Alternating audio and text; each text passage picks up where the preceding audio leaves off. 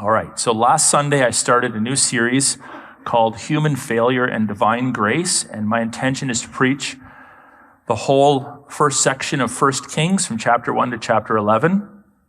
So as expected, I preached chapter 1 last week, so you would expect I'd be preaching chapter 11 this week. Okay, so I'm going to be preaching chapter 11 this week. Now, the reason why I'm doing that, you'd expect I would be preaching chapter 2.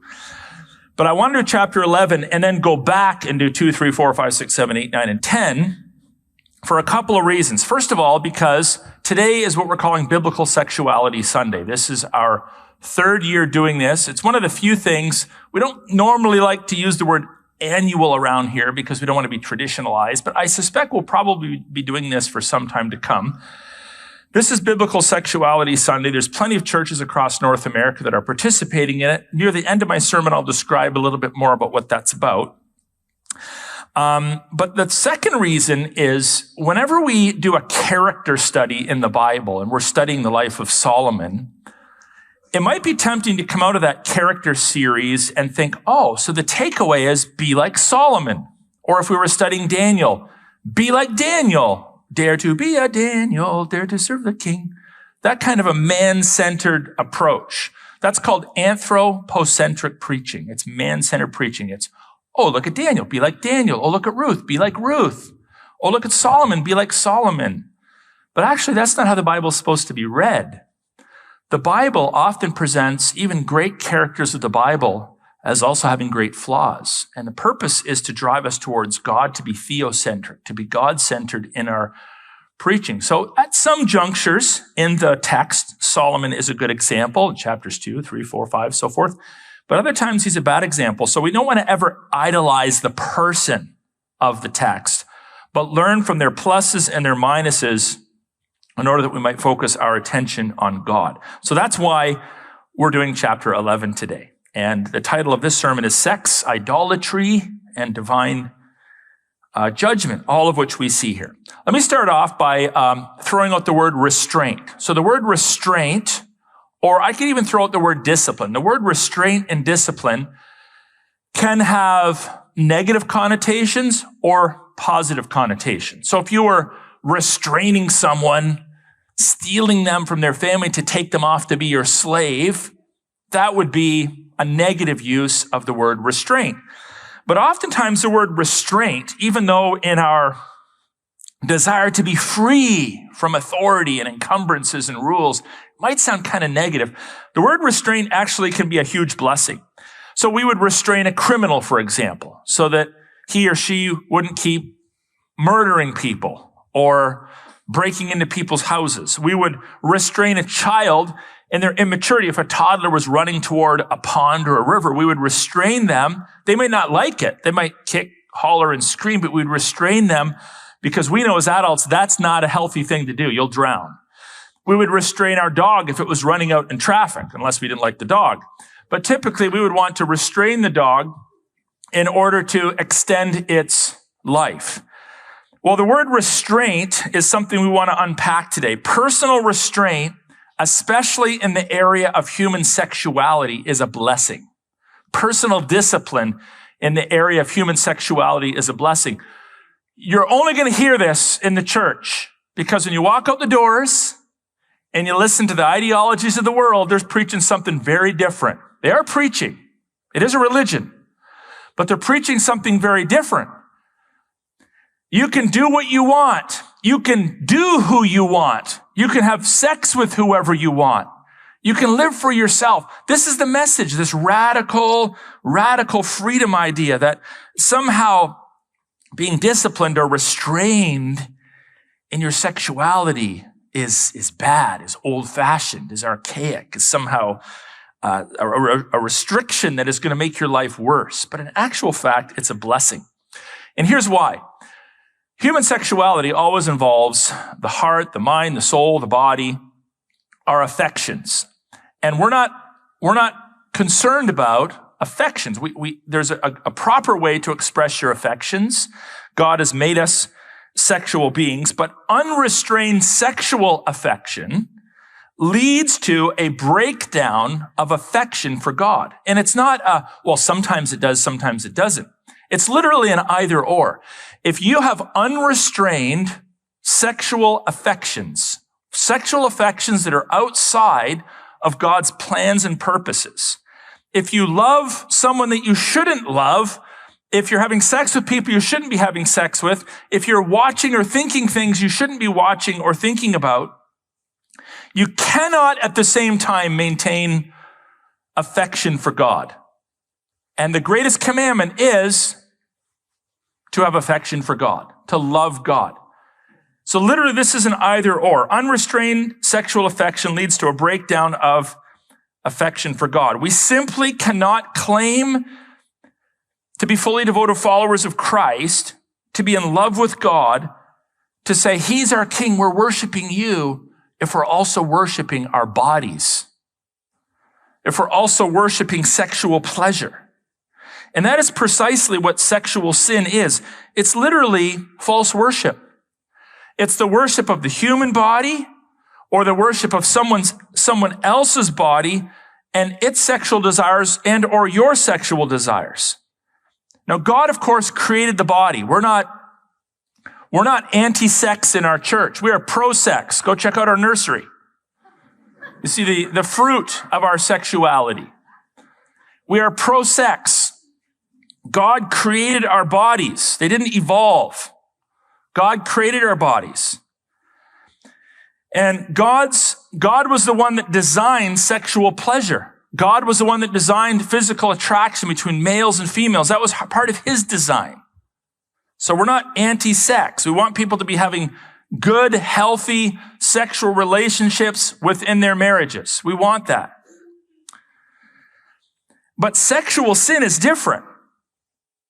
It's participating, it's using your body, it's using your mind, it's using your eyes in a way that is unrestrained, and ultimately at its core, if you drill down to it, it's idolatrous. It's worshiping something you shouldn't be worshiping. We'll see this in 1 Kings chapter 11.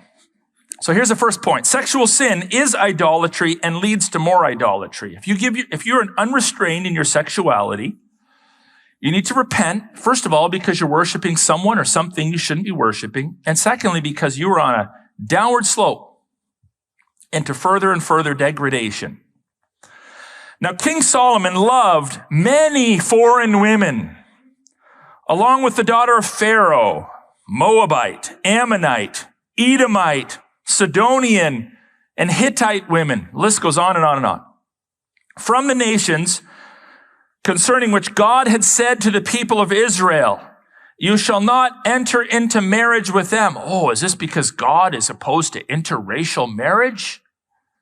No, that's not the point. But these nation groups had deities connected with their corporate worship.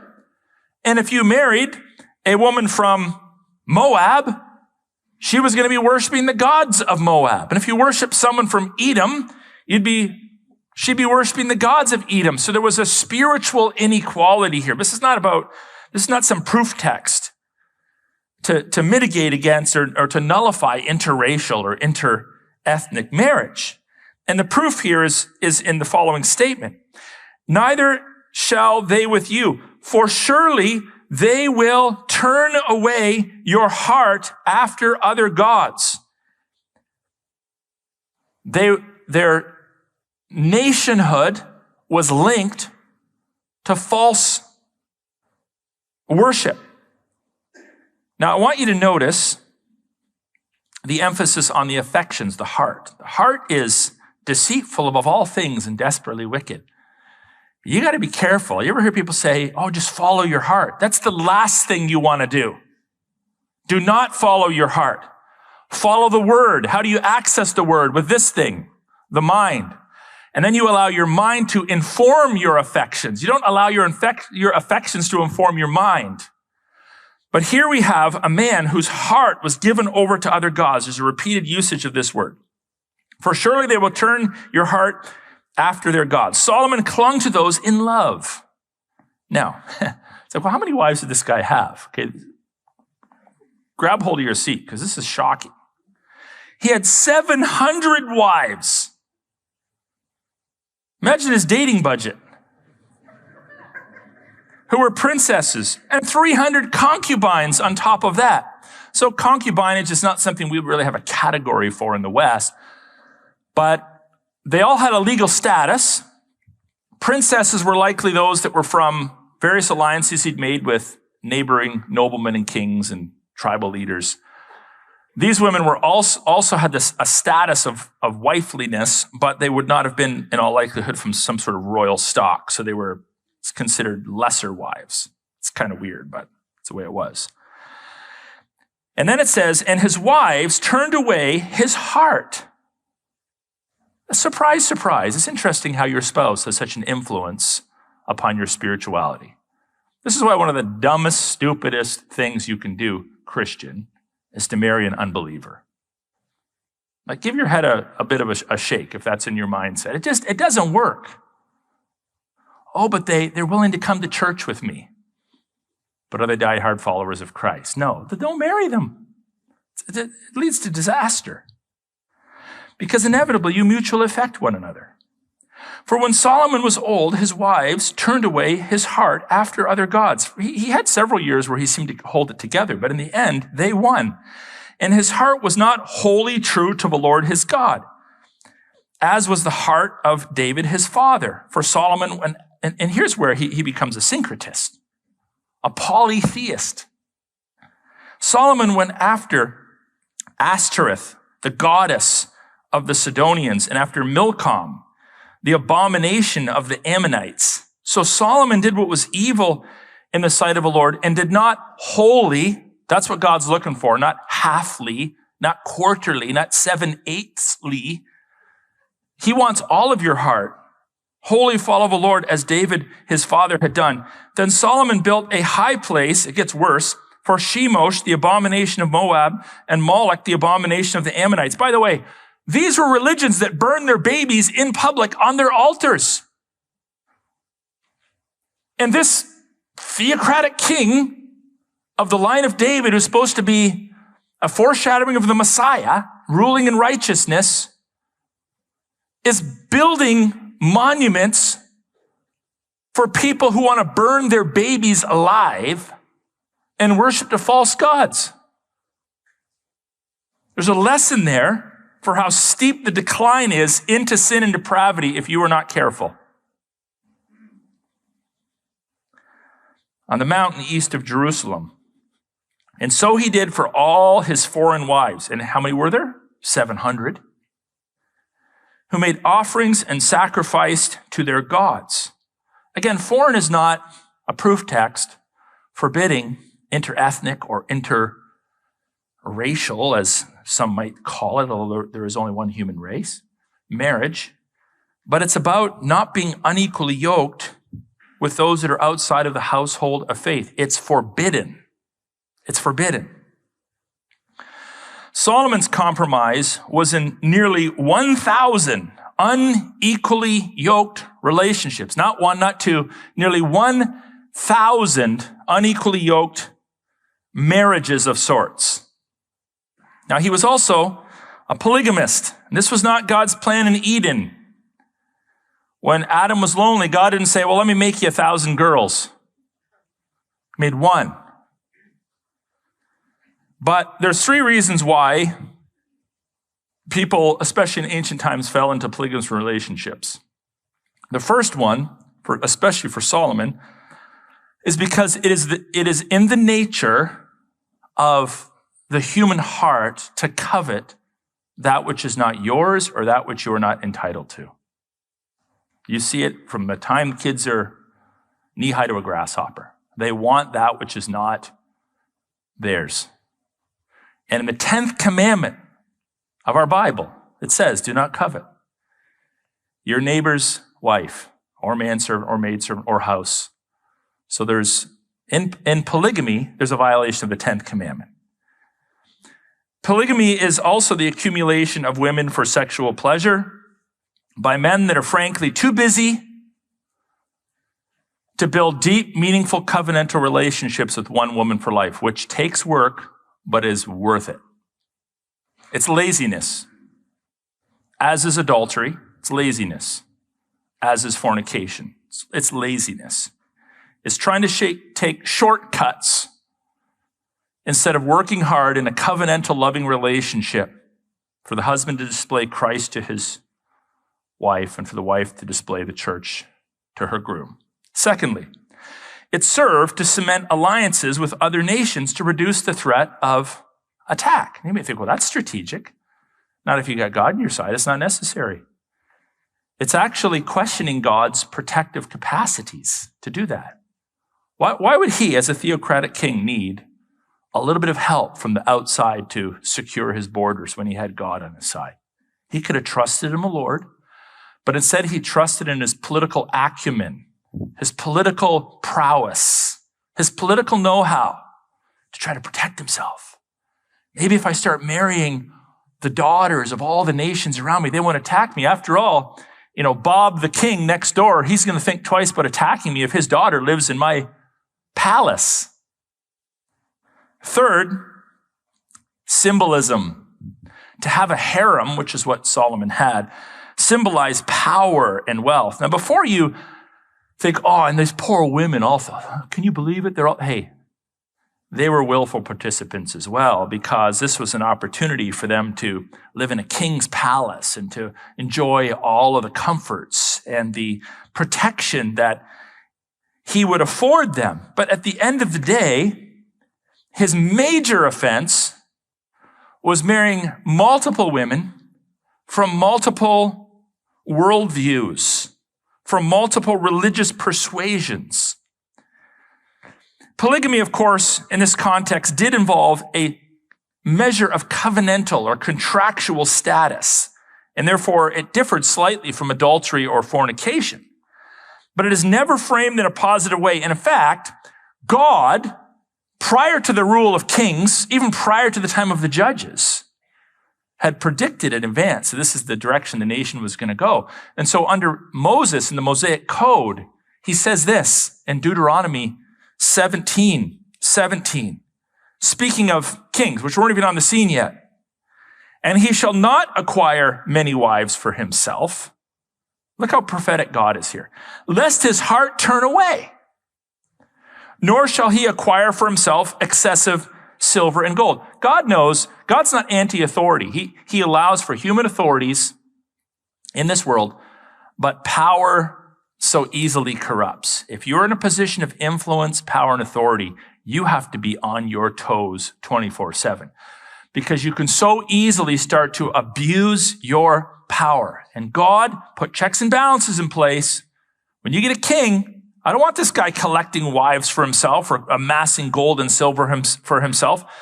That's tyranny. I mean, even from a mathematical perspective, there's roughly, give or take within a percentage point or two, the same number of women on the planet as there are men. Doesn't make sense for one guy to be collecting all the women. Imagine the 1,000 some odd single guys that couldn't find wives in the ancient Near East because of Solomon's behavior. It just doesn't make sense. But Solomon forms these numerous allegiances to assure, in his mind at least, the security of the state. Well, let's just keep that in mind. Tuck that away in your mind. He wants security in his state, right? Let's see how well that goes for him. Let's just see if he gets the kind of security that he's looking for. We're going to get there shortly. What he actually does is he undermines the security of the nation because he undermines the securer of the nation, who is God alone. He undermines God's authority. He undermines Christ's law, God's laws, and therefore undermines his nation. Instead of establishing, he could have done this. He could have said, my desire is to form a dynasty of righteousness. I want my sons and my grandsons and my great-grandsons to rule on Israel's throne in righteousness. I will set the example of what covenant faithfulness looks like. I will set the example of what being a God-fearing king looks like. I will set the example on what faithfulness in marriage looks like. But instead, he chooses this multicultural, globalist, polytheist ideology, and he builds a household around him where all the various ideologies and religions of his age of his global village can, quote unquote, live in harmony and meet all his needs. And it's an absolute failure. When all gods are welcomed into your home, you are setting yourself up for chaos. When all gods are welcomed in your nation, you are setting yourself up for absolute chaos. And yet, so often, that which is logical and true and righteous becomes obscure and cloudy in our mind because we're listening to this thing. Oh, I'm going to listen to my heart. But she's so stinking cute. I have to have her. But it feels so good to have a different woman every single night of the week. And so he listens to his heart, but his heart leads him astray. And then he even is dragged along by them away from God into the public worship of false deities. The public worship of false deities. And we see this in the modern era. I saw this article this week of a Lutheran church. You know who Martin Luther was? Like one of the key players in the Reformation. I saw a church advertising that their pastor is also a certified witch and priestess who in this Lutheran church has essentially tossed out the vestiges of Christianity while still calling itself a Lutheran church and literally worshiping the equivalent of Shemosh and Moloch in their church in the modern era. It's nothing new under the sun, folks. It's just repackaged. Well, that just doesn't happen overnight. You don't just go from following the teachings of Christ to dressing up like a witch and preaching lies and nonsense in the church. It starts with giving your heart away to foreign ideologies, to building alliances and relationships, to people that serve another god, to compromising in the area of sexuality, to allowing your heart to lead you, which is always a disaster. And what we see here is this inextricable link between sexuality and idolatry. You see, the more sexually unrestrained a person is, or a people group is, the more idolatrous they become. And the more idolatrous they become, the more sexually unrestrained they become. There is a direct link between your worldview and your sex views. Worldviews are often communicated through your sexuality. So what are some aspects to the Christian worldview that are actually communicated through our sexuality? How about this? Covenant. That's kind of a major theme in Scripture. How about this? Selflessness. How about faithfulness? Gospel, i.e. Ephesians 5. Redemption, forgiveness, headship, maleness, femaleness, procreation, new life, new birth. All of these beautiful biblical concepts are communicated through Christian sexuality. The way we have sex, the way we view sex, the way men act, the way women act, communicate, not so subtly, the gospel to the watching world. On the other hand, unbiblical sexual norms communicate what? Self-pleasure. It's all about you. Autonomy. Hedonism. Radical egalitarianism.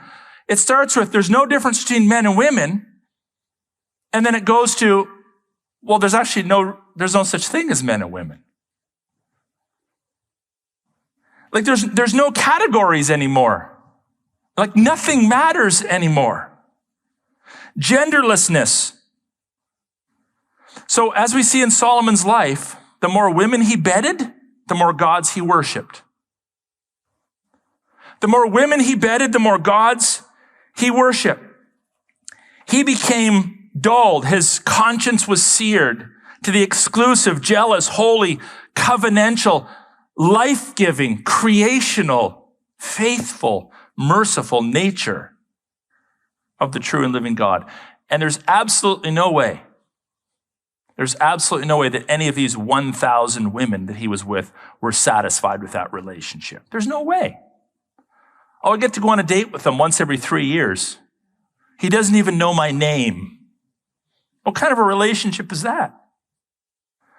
Some of the ladies in the room might complain legitimately at times their husband doesn't pay enough interest in them. Well, imagine having 1,000 other ladies living in the house. I mean, talk about an absolute tragic paradigm for life in relationships.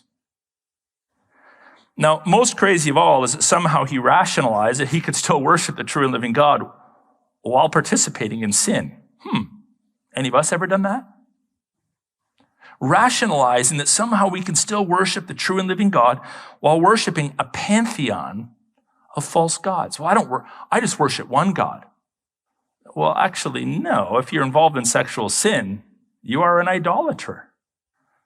You are obeying self over God.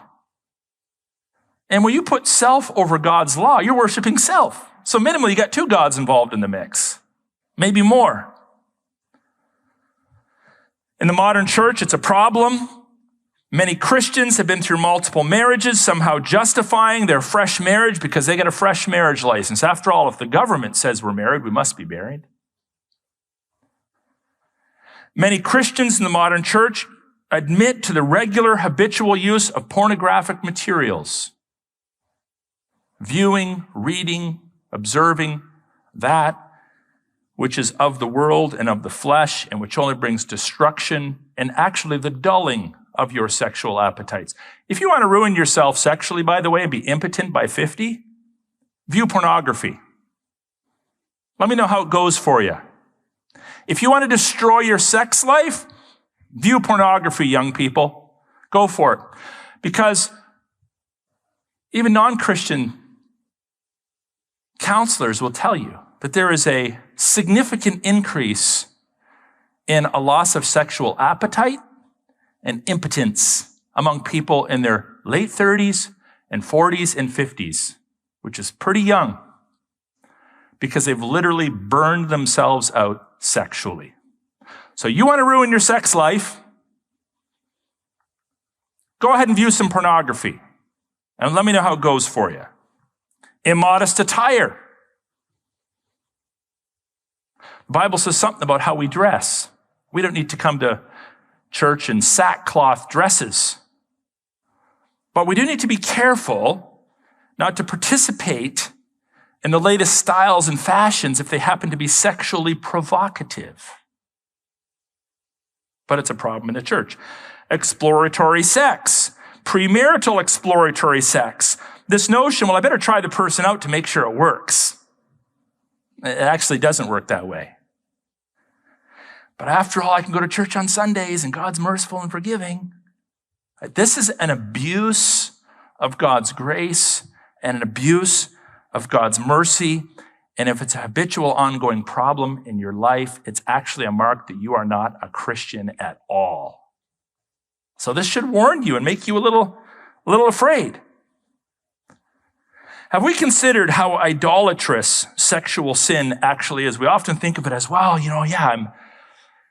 I'm looking at things I shouldn't be looking at, or I'm using my sexual organs in ways that I shouldn't be. It's far more than that.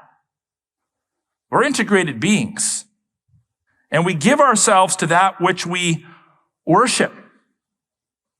Sexual sin is one thing, but it's actually a violation of the first commandment as well, to put another God in front of the true and living God. Now, just to kind of scare us back into reality here a little bit, we also need to talk about God's judgment. Because one of the patterns we see in the Bible is when his people sin, God is loving enough to pursue them and to discipline and to judge them so that they might experience the consequences and punishment for their own sin, but also be examples to the world around them. So we have God judging sexual sin, and the way he does it, there's a corporate judgment and there's a very personal judgment here. And the corporate judgment that Solomon receives is a loss of respect, a loss of legacy, and a loss of authority, which are pretty significant consequences for sexual sin. So think about this in your own life. If you want to lose the respect of others, you want to lose your legacy.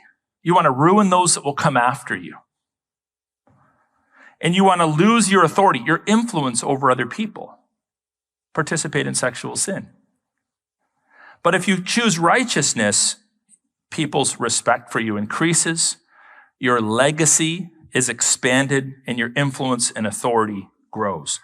And the Lord was angry with Solomon because his heart had turned away from the Lord, the God of Israel, who had appeared to him twice and had commanded him concerning this thing, that he should not go after other gods. But he did not keep what the Lord commanded. Therefore, the Lord said to Solomon, since this has been your practice, notice it's habitual, and you have not kept this my covenant and my statutes that I've commanded you, I will surely tear the kingdom from you and will give it to your servant. Surely, I automatically think of Genesis 3, where God said, you will surely die. I mean, saying you're going to die is one thing, but there's an emphasis here being put on it. You can take this to the bank. I mean, this is absolutely going to happen. Yet, for the sake of David, your father, I will not do it in your days, but I will tear it out of the hand of your son. So in other words, I'm not going to pin this on David. I'm going to pin this on you. And the way I'm going to pin it on you is the primary consequence is going to be seen in your legacy descendants, in the king that will come after you. However, I will not tear away all the kingdom. I will give one tribe to your son for the sake of David, my servant, and for the sake of Jerusalem that I have chosen. Well, you can probably pick up on the fact that God's a bit angry here, and God's allowed to be angry at sin. If you don't understand the anger of God, you have a deficient theology. God has righteous anger, and the anger of God is always righteous, and his righteousness guards his holiness and guards his laws, which are an expression of his holiness. And so he issues a warning and he issues a verdict. Here's the consequence. But even in that, we see patience and mercy, because it's going to take a little bit of time before it comes to fruition, and he will maintain his covenantal love for a remnant through the line of David. Obviously, we know now, because we're New Testament believers, up to and including Christ. Well, you can imagine that legacy was a big deal for kings, especially in a hereditary monarchy. Legacy is a big deal. Now, I wish maybe we thought a little bit more about legacy. I think we think too little about it because we tend to be very individualistic. I mean, most of us don't even know the names of our grandparents or great-grandparents. And there's a rise of incidents in our culture where people abandon their children. But legacy is kind of an important biblical principle woven into God's covenantal people. To not have a king that would come from your body to sit on the throne was a big deal. To lose land and territory after you've gone into all these alliances hoping to maintain them is a big deal. And yet God forewarns that his reign over the 12 tribes would be massively reduced. He would just get one tribe. Now, technically, he gets two, Judah and Benjamin, but because Benjamin was so small, it's just always called Judah. So it's kind of thought of as one tribe from there forward. And the rest of it would be lost. God's desire would be to maintain a remnant of the house of David leading up to the Messiah who would come from David's line. From Judah, not one of the other 11, would come Christ. This is why it says here, Jerusalem that I have chosen. This is not so much about God's particular interest in a piece of real estate, but in everything that it symbolizes and the people, his covenantal people that claim this real estate as their capital. So it's not so much about the real estate, it's about reminding people of God's covenantal love and faithfulness to his covenantal people. And the consequence of Solomon's actions were significant. So much for your legacy, so much for any respect that you've been afforded, so much for your authority. It's all going to be reduced. Now, there's a second way that God judges sexual sin, which is a little more personal. God judges sexual sin through a loss of security and through a loss of peace. And watch for this in your own life too. You want to become less secure, less stable, more chaotic? Be promiscuous. You want less peace in the tumultuous moments of life? Disobey God in the area of your sexuality. And peace will flee. and security will flee. Now, peace is a pretty big deal for the people of God.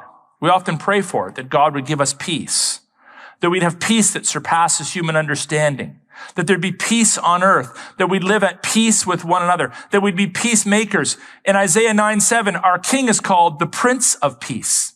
Peace is a big deal for us. And we want it and we need it. It's a beautiful gift. But with sexual sin comes a removal of God's protection. And peace and security are no more. This is how it expressed itself through 3 political adversaries that God raised up to destabilize Solomon's kingdom. The first man, his name was Hadad. Hadad. And Hadad was an Edomite. It says in verse 14, and the Lord raised up an adversary against Solomon, Hadad the Edomite. He was of the royal house in Edom. This is one of the competing nations. And in the previous generation, they'd been defeated by David and his general Joab. For when David was in Edom and Joab, the commander of the army, went up to bury the slain, he struck down every male in Edom. For Joab and all Israel remained there 6 months until they had cut off every male in Edom. But Hadad fled to Egypt together with certain Edomites of his father's servants, Hadad still being a little child with a big memory. Then fast forward to verse 21. But when Hadad heard in Egypt that David slept with his fathers, meaning died, and that Joab, the commander of the army, was dead, Hadad said to Pharaoh, let me depart that I may go up to my own country. Now, Pharaoh never likes people to leave his country once they're in. So Pharaoh said to him, what have you lacked with me that you are now seeking to go to your own country? And he just said to him, only let me depart. So Hadad comes and he causes political turmoil for Solomon to get vengeance for his forebears that had been killed by the righteous King David. God also raised up an adversary to him, Rezin, the son of Eliada, who had fled from his master, Hadadezer, king of Zobah. And he gathered men about him and became leader of a marauding band. So in other words, he's like a domestic terrorist. Pretty hard to catch those sorts after the killing by David. And they went to Damascus and lived there and then made him king in Damascus. So he gets a promotion. He was an adversary of Israel all the days of Solomon, doing harm as Hadad did. And he loathed Israel and reigned over Syria. So we have a big problem in Hadad. We have a big problem in Rezin. And now there's an even bigger problem for Solomon's security and peace in the form of a man by the name of Jeroboam, who is from his own people. Jeroboam, the son of Nebat, an Ephraimite. So this means he's a Jew. He's from one of the half tribes of Joseph. There's no tribe of Joseph. He gets 2 half tribes. One of them's Ephraim. Zeredah, a servant of Solomon, whose mother was Zeruiah, a widow, also lifted up his hand against the king. And this was the reason why he lifted up his hand against the king. So now this is the backstory to how that happened. Solomon built the Milo. What's the Milo? We don't know specifically, but it was some sort of likely a stepped or tiered military gate, certainly some sort of an architectural edifice that Solomon had built, and it was pretty significant, and he needed someone to oversee the process. So when he was building the Milo, it says, and closed up the breach of the city of David his father. So it is some sort of a military fortification, something to do with the security of the capital. The man Jeroboam was very able. When Solomon saw that the young man was industrious, he gave him charge over all the forced labor of the house of Joseph. Well, so this is a guy that's in his inner circle. He's in his parliament, if you will. He's one of his right-hand men. And yet he is visited by a prophet. And here's how that all comes about. And at that time, when Jeroboam went out of Jerusalem, the prophet Ahijah, the Shilonite, found him on the road. Now, we all know that the prophets of the Old Testament were pretty interesting characters. They often participated in dramatic activities in order to make a point, to speak on God's behalf, to get the attention of whoever they're prophesying to. And this is one of those instances. Now, Ahijah had dressed himself in a new garment, and the two of them were alone in the open country. And then Ahijah took hold of the new garment that was on him and tore it into 12 pieces. That'd be a little odd, wouldn't it? You're walking on the road, you meet some guy, he rips his robe off and shreds it into 12 pieces. You'd think he was a nut. But actually, this was a prophetic utterance from God. And he said to Jeroboam, "Take for yourself 10 pieces. For thus says the Lord, the God of Israel, behold, I am about to tear the kingdom from the hand of Solomon and will give you 10 tribes. That's the lion's share. That's like 1/6 of all the tribes, or 5/6 of all the tribes. But he shall have one tribe for the sake of my servant David and for the sake of Jerusalem, the city that I have chosen out of all the tribes of Israel." So his accurate quoting of what God said further affirms that he is actually God's prophet. What he's saying is accurate. Then to verse 35, "But I will take the kingdom out of his son's hand and give it to you, 10 tribes. Yet to his son I will give one tribe, that David my servant may always have a lamp before me in Jerusalem, the city where I have chosen to put my name. And I will take you, and you shall reign over all that your soul desires, and you shall be king over Israel." Now, he then gives this qualification, because it's a covenantal relationship. There's a qualification here.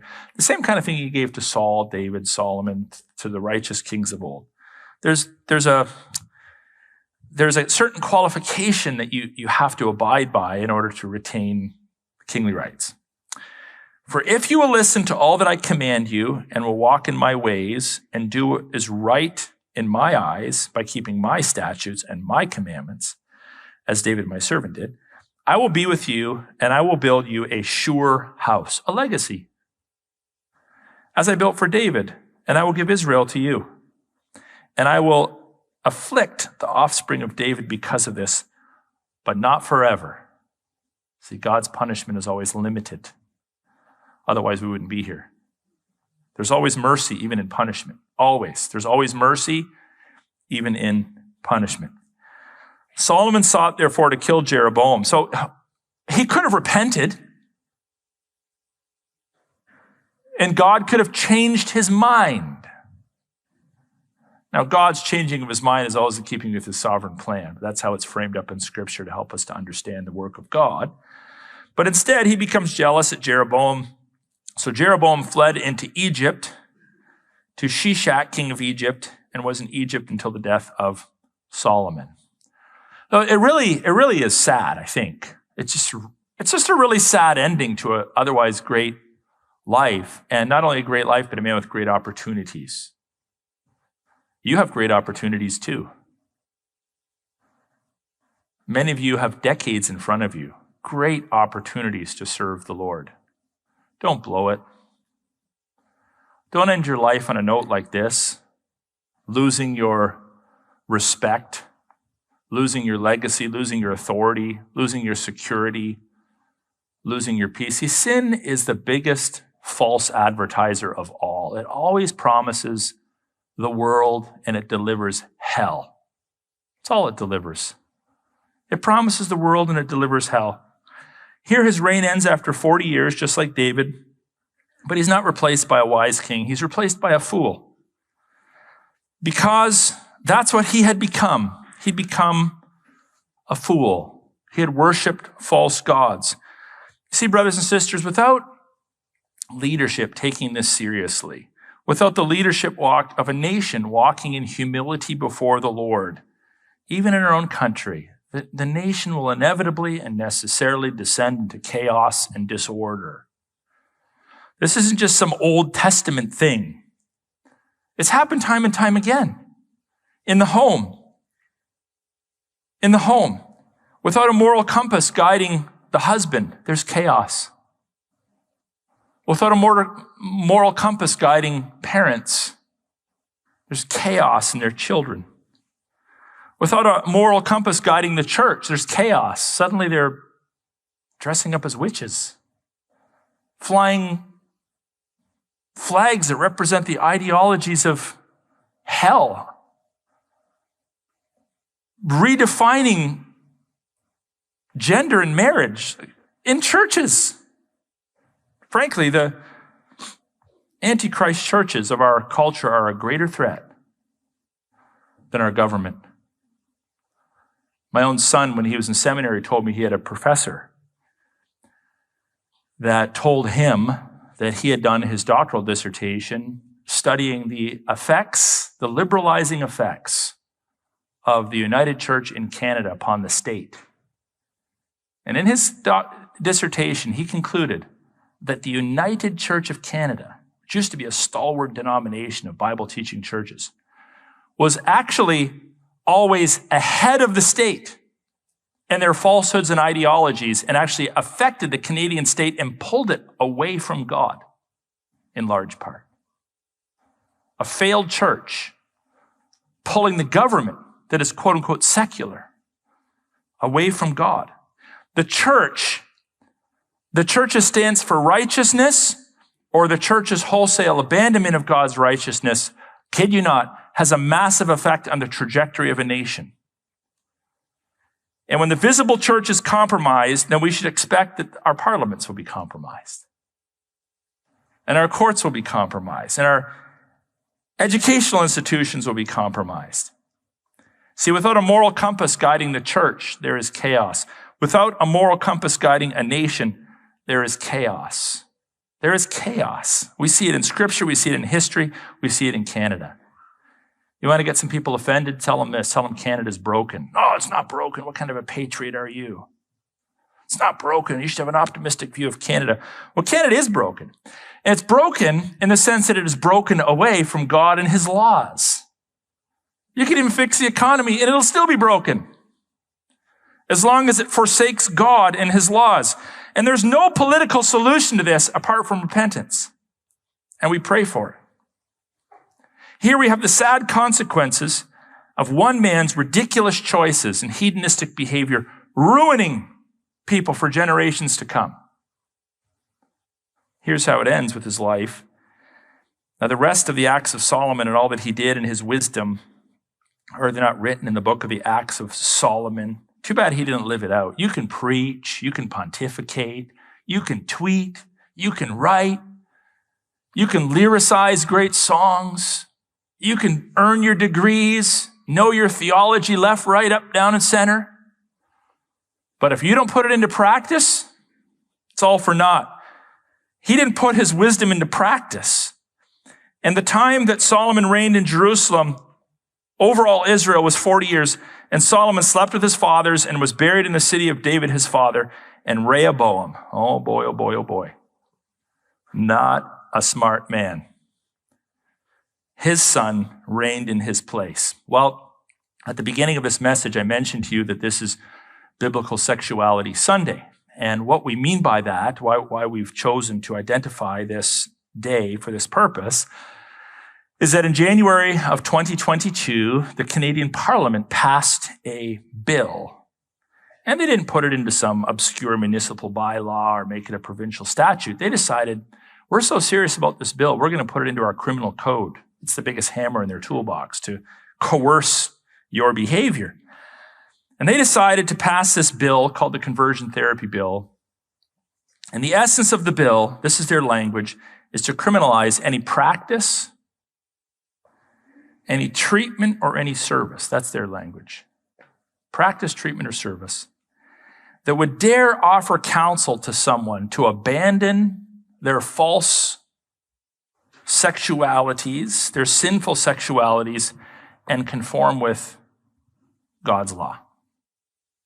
They decided, in all of their great wisdom, to make any act to, quote unquote, they call convert someone from false ideologies about sexuality to biblical ones, a criminal offense. Now, the bill is especially blasphemous because it implies that the Bible is a myth. It states that this idea of heterosexual normalcy, that's a myth. So that's a direct attack upon Genesis 1, Genesis 2, Genesis 3. It's a direct attack upon God's laws. Now, we all know that this is not about protecting people. This is not about protecting people from some abusive maniac that's hooking up electrodes to them to try to get them to change their sexuality, which doesn't even happen in our country. It's not what it's about. This is a weapon designed to silence the church. It's a weapon designed to silence the life-changing, blessed and benevolent power of the gospel, to move us from chaos and disorder to order and beauty and life eternal. Because every aspect of our humanity must be conformed to the image of Christ. But the reason why they're so concerned about us confronting sexuality in particular, not coercing or converting people in the area of their sexuality, is they know this. When someone is converted sexually, they are converted spiritually. When someone is converted spiritually, they are converted sexually. It's one and the same. Your sexuality is part and parcel of your spirituality. Your spirituality and your sexuality are not two different realms of life. In order to be converted sexually, you have to be converted spiritually, because we're integrated beings.